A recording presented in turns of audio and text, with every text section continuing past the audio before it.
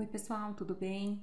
No vídeo de hoje nós vamos estudar mais uma classe de palavras, também chamada de função morfológica, o verbo. Eu sou a professora Marcela e eu espero que ao final dessa aula você compreenda muito bem porque o verbo é uma das mais importantes funções morfológicas.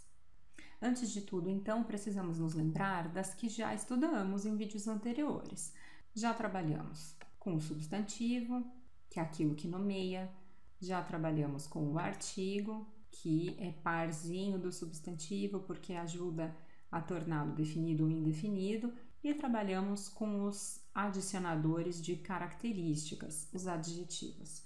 E nesse vídeo vamos trabalhar com o verbo. O verbo é uma classe de palavra muito importante porque quando formos para análise sintática, ele vai ser chave para fazermos as classificações. Então, é importante que você o entenda muito bem. Então, para isso, vamos iniciar pensando nos conceitos. O verbo, então, é a classe de palavras ou função morfológica que vai indicar a ação, por exemplo, por meio do verbo fazer. Pode indicar também um estado, por exemplo, um verbo estar, e pode indicar um fenômeno da natureza, por exemplo, com o verbo chover. O verbo, além de expressar ação, estado, fenômeno, ele é uma palavra que pode variar em pessoa, em tempo, em modo, em voz. Então, é uma classe bastante variável e, por isso, requer um estudo bastante aprofundado. No vídeo de hoje, nós não vamos conseguir trabalhar com todos, por isso, o vídeo de verbo vai ser dividido. A gente vai ter os conceitos introdutórios e depois vamos falar somente de conjugação. Além desses conceitos, a gente precisa pensar nos aspectos estruturais. Então, o verbo é formado por radical, tema e desinência. Para isso ficar muito claro para você, eu vou conjugar o verbo amar. Então, vamos lá. Amar, conjugado, a gente pode pensar em amou, amei e amava. Você consegue perceber dentro dessas conjugações que uma parte não se altera. Então, tanto no verbo não conjugado quanto nos conjugados, você deve notar que são uma parte que não se altera. Essa parte não alterada com as conjugações é o chamado radical, ou seja, é aquilo que se mantém independentemente de tempo, pessoa, modo, etc. Tema diz respeito à vogal temática do verbo. Vou te mostrar 3 verbos diferentes para você perceber. Vou manter aqui amar, mas vou também citar o comer e o partir.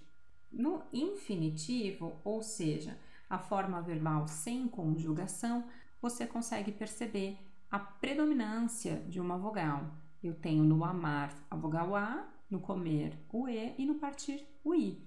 A gente diz que isso tem relação com a conjugação do verbo.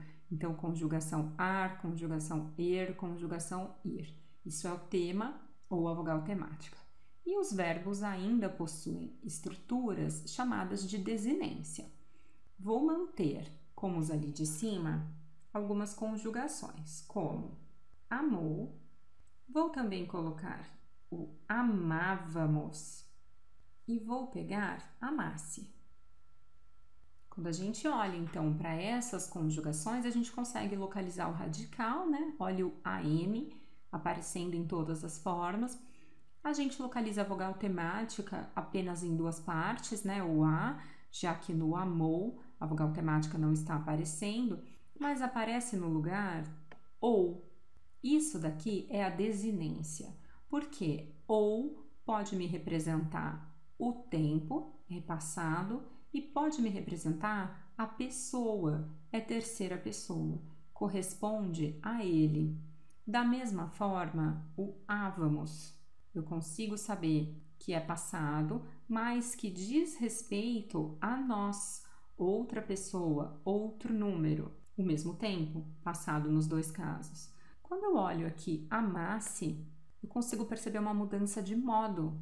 Trata-se da hipótese, que é o modo subjuntivo, e terceira pessoa, também passado. Então, as formas que acompanham os radicais, as chamadas desinências, nos trazem todas essas informações.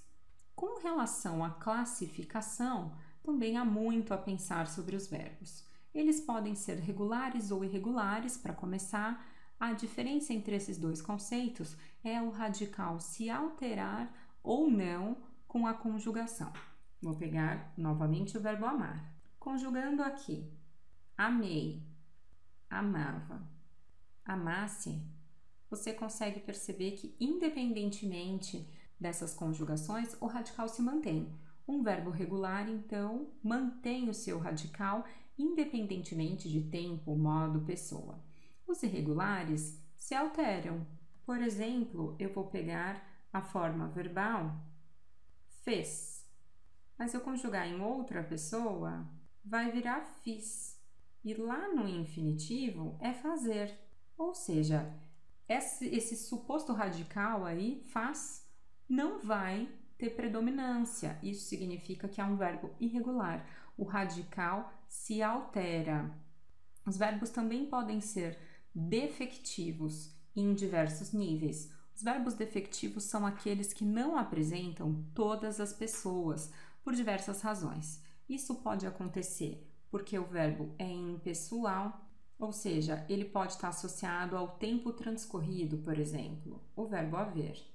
Quando eu vou conjugar, eu vou dizer havia problemas e não haviam. Isso significa que esse verbo não tem uma pessoa conjugando, ele está indicando existência, tempo.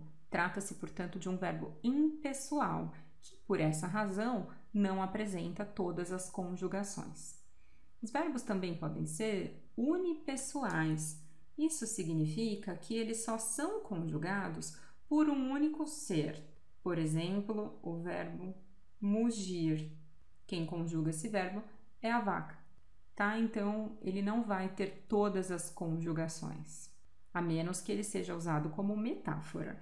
Mas, se ele for usado no seu sentido próprio, dicionarizado, ele é unipessoal. E verbos pessoais, ou seja, conjugados por pessoas, também podem ser defectivos. Por exemplo, o verbo explodir. Não existe eu explodo. Esses verbos não fazem a primeira pessoa. É o caso também de colorir, abolir. Então, são verbos que não vão apresentar todas as conjugações. E existem também os verbos abundantes, ou seja, aqueles que fazem mais de um particípio passado. Provavelmente você já se perguntou se o correto é imprimido ou impresso. A verdade é que existem as duas formas. E em outro vídeo, nós vamos entender quando eu uso um e quando eu uso o outro. Imprimido, impresso. Então, prosseguindo, abundantes, acabamos de ver, são aqueles que possuem duas formas.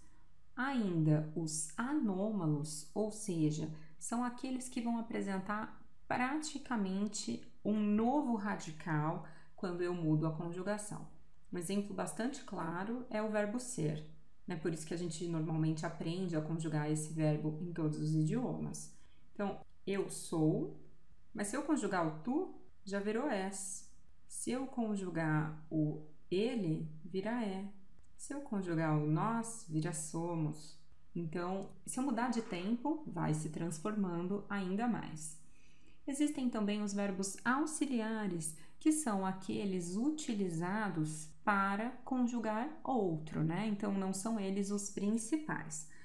O ser, o estar, o ter e o haver fazem isso.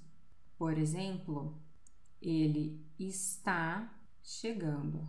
Então, quando eu conjugo dessa forma, não me interessa a ideia expressa pelo verbo estar, me interessa mais a ideia expressa pelo chegar. O estar, então, está fazendo o papel de auxiliar. E existem também os verbos pronominais. São aqueles que serão conjugados com o auxílio de um pronome. Existem verbos pronominais essenciais, ou seja, vão ser sempre conjugados por pronomes, por exemplo, arrepender. Eu me arrependo. Ele se arrepende.